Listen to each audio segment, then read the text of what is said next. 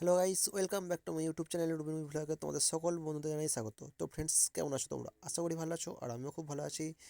তো আজকে মকর সংক্রান্তি, তো আজকে চাঁদার মেলা। আমাদের রাজুরহাট গ্রামে চাঁদার মেলা হয়, নদীর জাতের মেলা বলা হয়, আলুদমের মেলা বলা হয়। তো আজকে তোমাদের সেইখানেই নিয়ে যাব।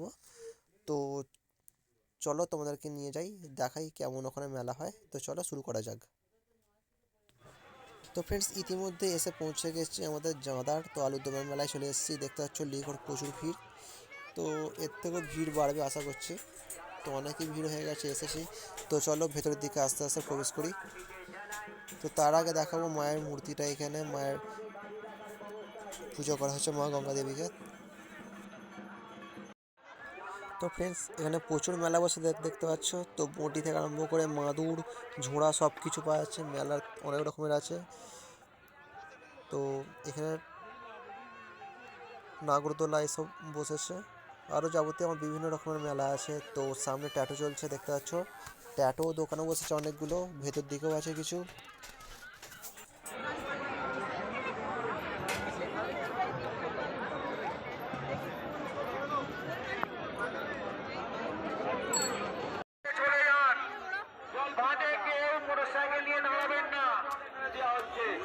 মাঝি মহাশয়কে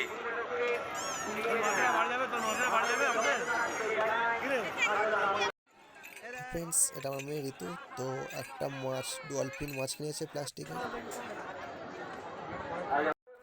তো ফ্রেন্ডস, মেলা থেকে হয়ে ঢুকেছি ফলের বাজারে কিছু ফল কেনার জন্য।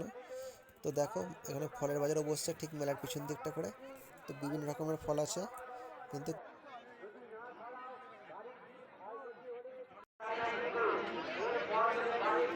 বড় বাবু আসছে বলে কি লাঠি মার নাকি সাইকেল।